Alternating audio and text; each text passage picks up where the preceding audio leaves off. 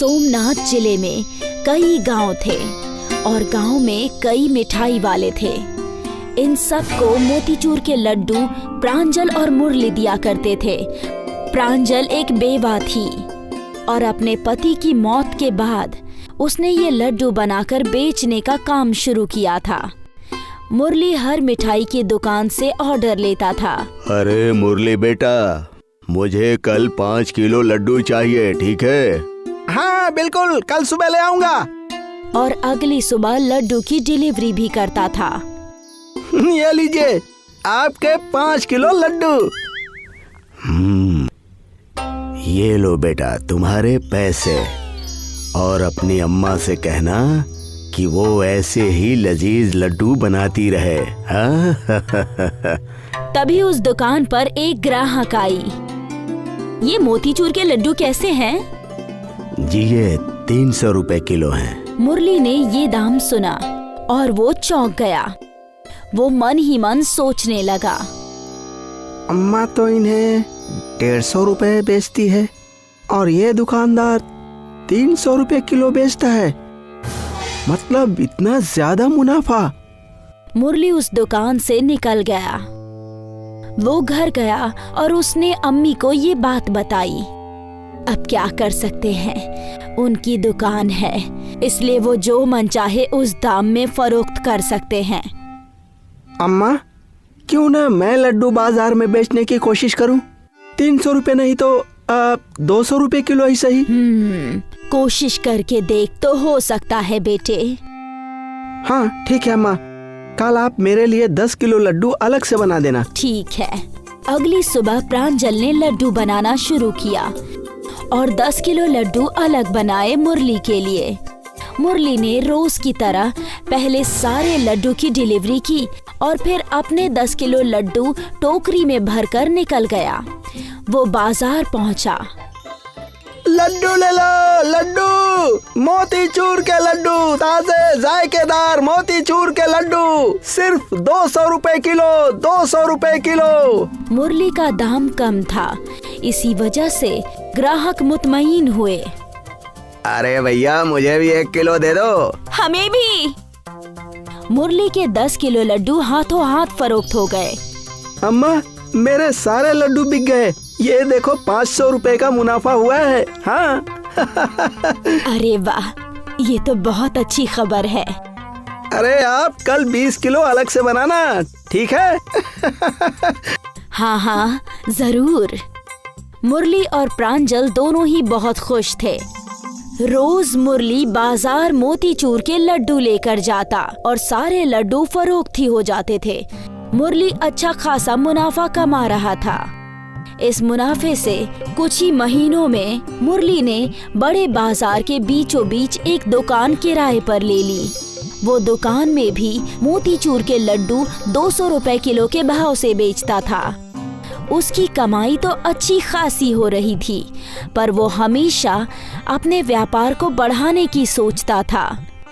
अम्मा, हमें मोतीचूर के लड्डू के साथ साथ कुछ दूसरी मिठाइयाँ भी बनानी चाहिए। हाँ, बूंदी के लड्डू, बेसन के लड्डू, बर्फी, पेड़े, कल से सब बना देती हूँ थोड़ा थोड़ा। हाँ ठीक है अम्मा। प्रांजल ने अपनी मदद के लिए 2 और खातून को काम पर रख लिया था। अब वो दूसरे दुकानदारों के लिए मोतीचूर के लड्डू भी बनाती थी और अपने बेटे की दुकान के लिए लड्डू के साथ साथ बाकी की सारी मिठाइयाँ भी। सुबह सुबह सारी मिठाइयाँ तैयार थी। ये देख मुरली, सब तैयार है। अरे वाह अम्मा वाह। मुरली सारी मिठाइयाँ लेकर वहाँ से रवाना हुआ। मुरली ने मिठाइयाँ दुकान में सजा दी। अरे वाह भाईजान, आज तो बहुत सारी मिठाई है। वो बर्फी कितने की दी? जी ये 200 रुपए किलो। मुझे 1 किलो दे दीजिए। आपकी दुकान में सबसे ताज़ी और सबसे सस्ती मिठाइयाँ होती हैं, इसलिए दूर होते हुए भी मैं यही आती हूँ। अरे ये तो बहुत अच्छी बात है। कुछ देर बाद एक और आदमी मिठाई खरीदने आया। उसके साथ एक छोटी बच्ची थी। अंकल, आपके पास चॉकलेट की कोई मिठाई है क्या? नहीं बेटा, तुम इनमें से कोई पसंद कर लो। नहीं अंकल, मुझे चॉकलेट वाली मिठाई ही चाहिए। चलिए अब्बू, किसी और दुकान में चलते हैं। वो बच्ची अपने अब्बू को लेकर चली गई और मुरली ने सोच लिया कि वो अगली बार कुछ चॉकलेट की मिठाई भी रखेगा। शाम को जब वो घर पहुंचा तो उसने अम्मी को बताया।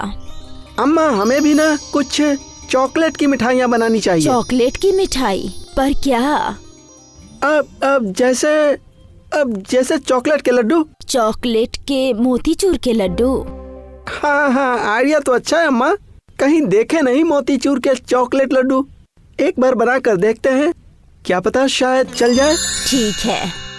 अगली सुबह प्रांजल ने बारीक बूंदी छानी और फिर इन बूंदियों को चॉकलेट सिरप में पकाया और जब वो घोल थोड़ा ठंडा हो गया तो प्रांजल ने इसके लड्डू बनाए। अरे वाह, चॉकलेट के मोतीचूर लड्डू बन गए। बन तो गए, पर काले लड्डू कौन खाएगा? अरे खाएंगे अम्मा, सब खाएंगे, तुम देखती जाओ। मुरली सारी मिठाई लेकर दुकान पर गया और उसने सबसे ऊपर काले मोतीचूर के लड्डू रख दिए। हाँ, अब देखते हैं। उसकी हमेशा की एक ग्राहक आई। आज क्या नया है मुरली भाईजान? आज काले मोतीचूर के लड्डू। काले मोतीचूर के लड्डू? हाँ, चॉकलेट से बने, बच्चों के मनपसंद। दिखने में तो इतने अच्छे नहीं हैं, पर दीजिए एक चक्कर देखती हूँ। उस खातून ने काला मोतीचूर का लड्डू खाया, उसे वो बहुत पसंद आया। वाह, ये तो बहुत अच्छे हैं, आज मुझे यही दे दीजिए 1 किलो। वैसे कितने का है? जी ये 250 रुपए किलो। ठीक है, दे दीजिए। जो भी काले मोतीचूर के लड्डू चखता वो उसे खरीद कर ही ले जाता। मुरली की दुकान काले मोतीचूर के लड्डुओं के लिए मशहूर हो गई। अब दूर दूर से लोग काले मोतीचूर के लड्डू खरीदने आते, क्योंकि काले मोतीचूर के लड्डू सिर्फ मुरली की दुकान में ही मिलते थे। काले मोतीचूर के लड्डू ने मुरली और प्रांजल की किस्मत बदल दी। देखते ही देखते उन्होंने बड़ी दुकान भी खरीद ली और बड़ा मकान भी। अब दोनों माँ बेटे बहुत खुश थे। वो लोग सिर्फ अपनी दुकान के लिए ही काले मोतीचूर के लड्डू बनाया करते थे और उनके ये काले मोतीचूर के लड्डू बड़ी बड़ी पार्टियों की शान थी।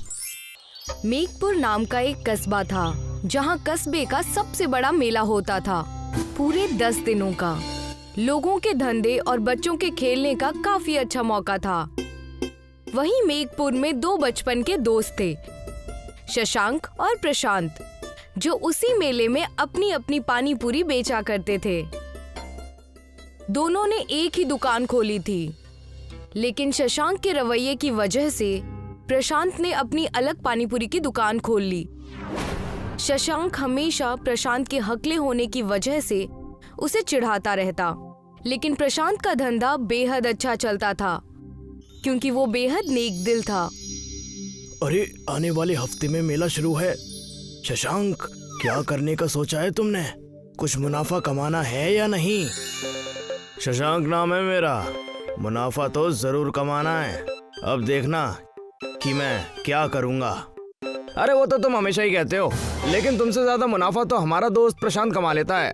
सही कहा भाई, प्रशांत के दिमाग और ईमानदारी की सब मिसाल देते हैं। अरे उस अगले की बोलती तो मैं बंद करूंगा, इस बार मैं ही ज्यादा कमाऊंगा। अरे शशांक, प्रशांत हमेशा तेरा भला चाहता है, लेकिन तू हमेशा उसका बुरा क्यों चाहता है? अबे गंजे, अपना काम कर, चुपचाप चाय दे और तमाशा देख। शशांक गुस्से में वहां से बिना चाय पिए ही चला गया। अरे कैसा है प्रशांत, इस बार वार्षिक मेले में आ रहा है कि नहीं? अरे खोल लेना, इस बार तेरी खैर नहीं। मैं तुझे बताऊंगा कि धंधा कैसे करते हैं। मैं इसलिए तुम्हारे साथ दुकान नहीं खोलता। तुम्हारी हरकतों की वजह से दुकान नहीं खोलता। अबे चल चल, मैं देख लूंगा तुझे। वार्षिक मेले में मेरा ही बोलबाला होगा। मेले के पहले दिन शशांक ने अपनी पानी पूरी की दुकान खोली और प्रशांत ने काली पानी पूरी की दुकान खोली। प्रशांत की काली पानी पूरी लोगों ने पहली बार सुनी थी, इस वजह से पहले दिन से ही प्रशांत की खूब बिक्री हुई। लोगों ने प्रशांत की दुकान के आगे भीड़ इकट्ठा कर दी। अरे प्रशांत भैया, सुना है तुम कुछ नया बेच रहे हो, काली पानी पूरी। हमें भी इसका आनंद लेने दो भैया। देख रहे हो ना मेरा पेट, मैं 4 प्लेट तो यही खा जाऊंगा, बाकी घर की बात अलग है। बस अभी लो, मैं अभी बना देता हूँ। बस मैं अच्छे सामान का उपयोग करता हूँ, इसलिए मेरी काली पानीपुरी अच्छी बिकती है। शशांक प्रशांत की दुकान देख के जलन की वजह से अपनी दुकान पहले दिन ही बंद करके वहाँ से चला जाता है। अरे लगता है मुझे भी काली पानीपुरी का धंधा करना होगा, इससे ही मुझे फायदा होगा। क्या हो गया बेटा, अकेले में क्या फुसफुसा रहे हो, क्या बात हो गई? शशांक अपनी अम्मी से सारी बातें कहता है। अगर ऐसी बात है तो तुम कल से काली पानी पूरी बेचो और नेक दिल होके बेचो, दूसरे लोगों के धंधे पर ध्यान मत दो, तुम्हारा धंधा भी अच्छा होगा। अगले दिन मेले में शशांक प्रशांत के दुकान के ठीक सामने अपनी काली पानी पूरी की दुकान खोल देता है, लेकिन प्रशांत के नेक दिल और शरीफ होने की वजह से कस्बे वाले और मेले में आए हुए सारे लोग उसी के यहाँ काली पानी पूरी खाने के लिए जाते हैं। और शशांक ये सब देखकर मायूस खड़ा था। तब उसके दुकान पर एक औरत आई। अरे भाई, मुझे 10 प्लेट काली पानी पूरी पार्सल कर दो, घर वालों के लिए लेकर जाना है। और ये लो 2000 रुपए का नोट, जल्दी करो।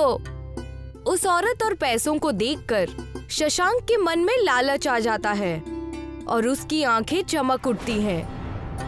अरे वो सभी लीजिए, मैं तब तक आपका पार्सल तैयार कर रहा हूँ, आप बस बैठ जाइए। हाँ, जल्दी करो, मुझे घर भी जाना है। शशांक उसे पानी पूरी पार्सल करके दे देता है। अरे मेरे पास छुट्टे नहीं है, आप एक काम कीजिए, मेला खत्म हो जाए तो मेरे पास आइए, मैं आपको तब पैसे दे दूंगा। ठीक है, लेकिन छुट्टे जरूर देना। चलो अच्छा है, कम से कम शशांक की दुकान में ग्राहक आना शुरू तो हुए। फिर भी प्रशांत के दुकान पर काफी भीड़ होती है। शशांक इस बात से चिढ़न की वजह से प्रशांत की पानी पूरी में मिलावट करने का फैसला करता है। प्रशांत की पानी पूरी में शशांक चूहे मारने वाली दवा मिलाने के बारे में सोचता है।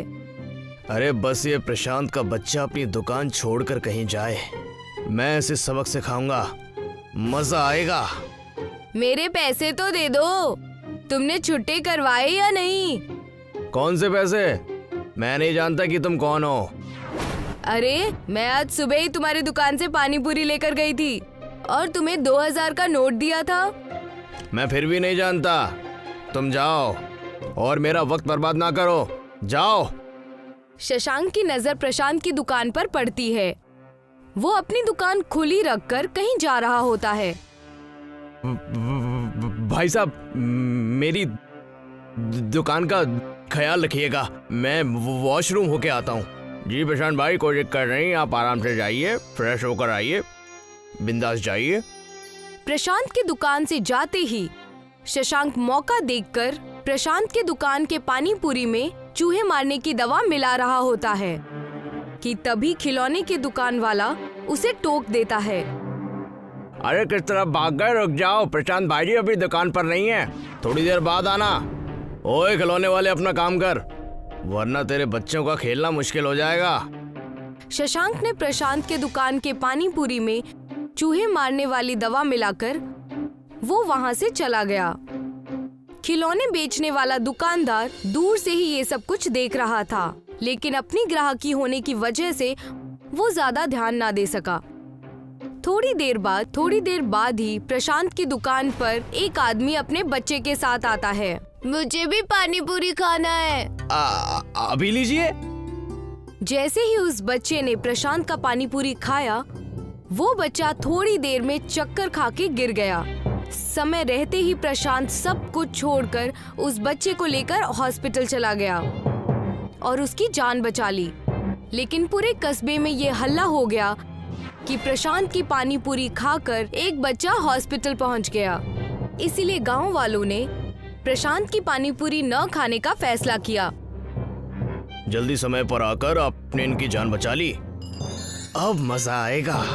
ये प्रशांत का बच्चा बड़ा होनहार बनता है ना, देखना अब गांव से निकाला जाएगा। अरे प्रशांत के जहर खिलाने के कारण ही बच्चा हॉस्पिटल गया।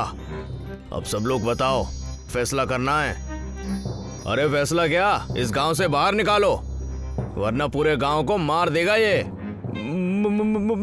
मैं साहब क्यों करूंगा? वहाँ पर उस खिलौने वाले दुकानदार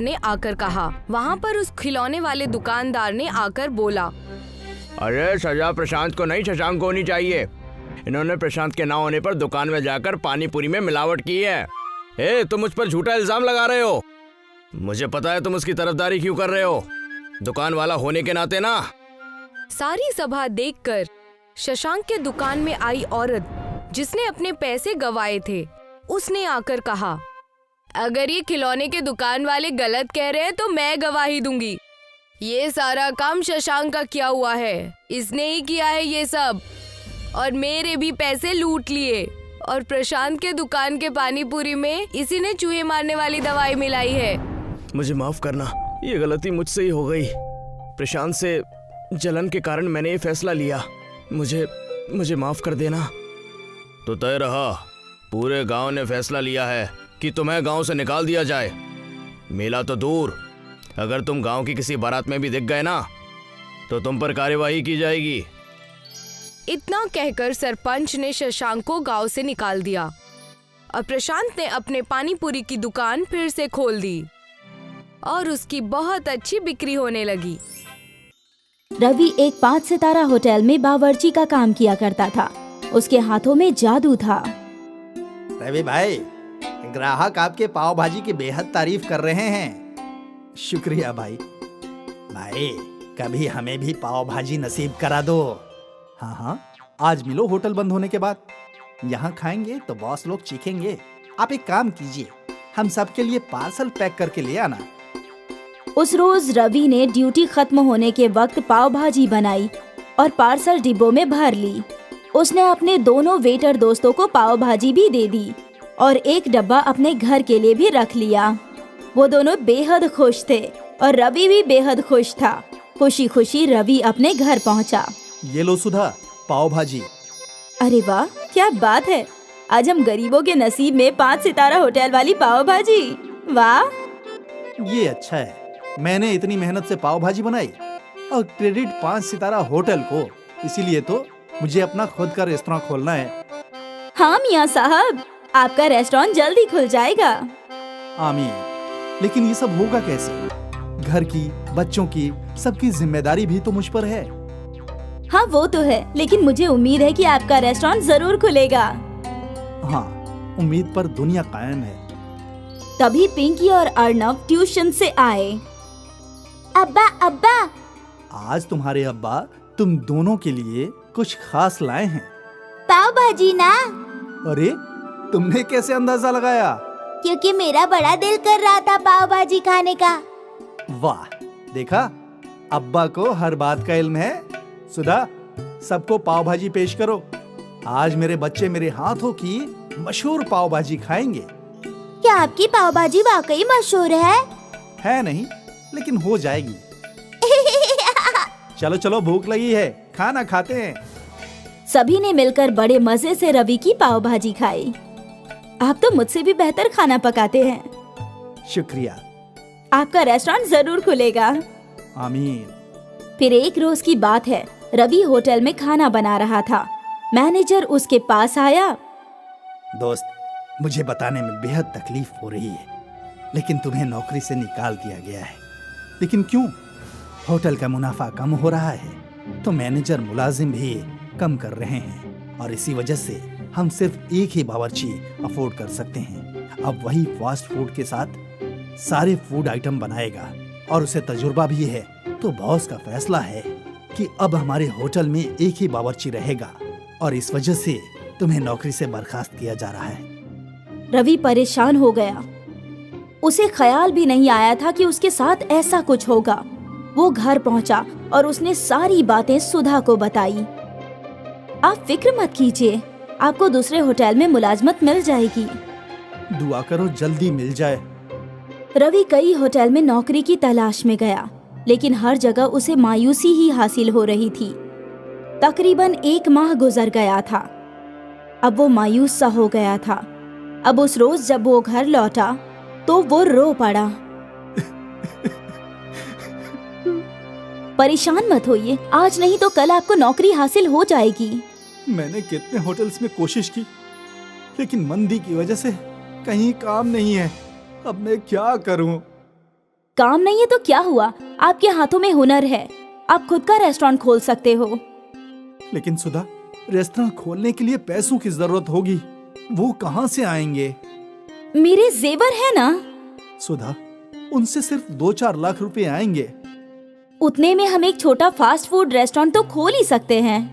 हाँ, आप कोशिश तो कीजिए, मुझे यकीन है आपको कामयाबी जरूर हासिल होगी। ठीक है। रवि ने सुधा के सारे जेवरात गिरवी रख दिए और पैसे ले लिए। इन पैसों से रवि ने बाजार के बीचों बीच एक छोटा सा फास्ट फूड जॉइंट नाम का रेस्टोरेंट खोला।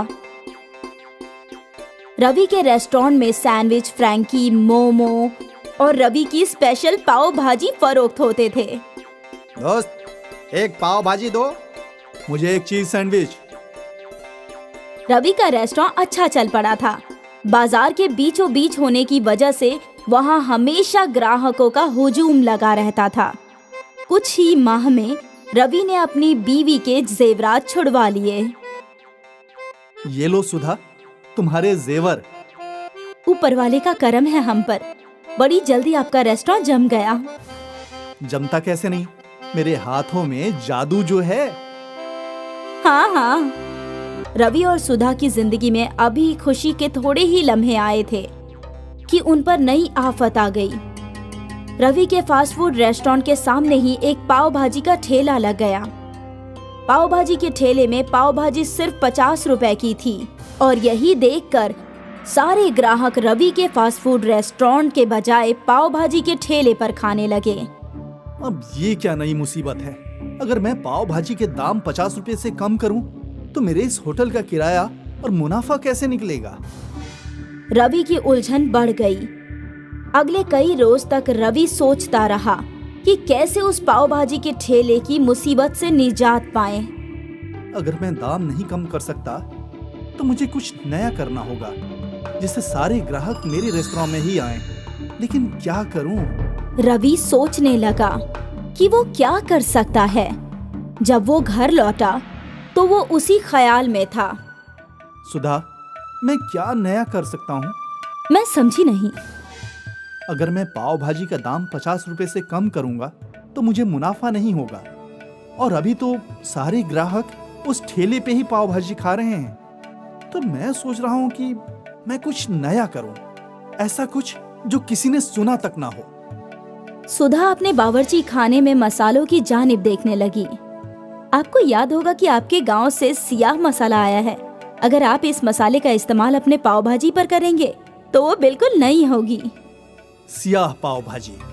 हाँ, सियाह पाव भाजी। और बस रवि और सुधा को तरकीब मिल गई।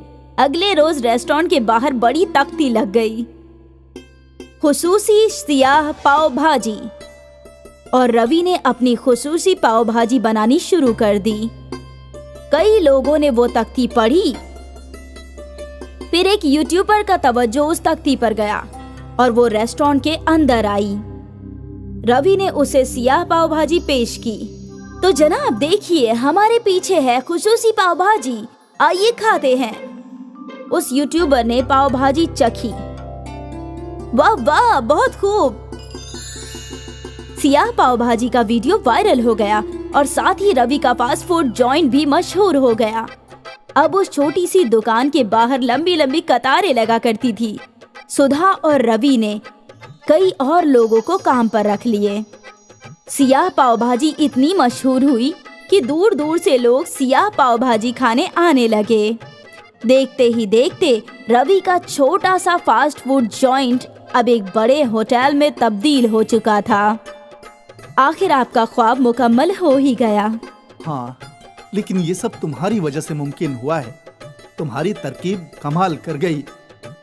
सियाह पाव भाजी ने रवि के सियाह मुस्तकबिल को रोशन कर दिया, उसकी डूबती हुई कश्ती को पार लगा दिया और आखिर उसका होटल खोलने का ख्वाब मुकम्मल हो गया।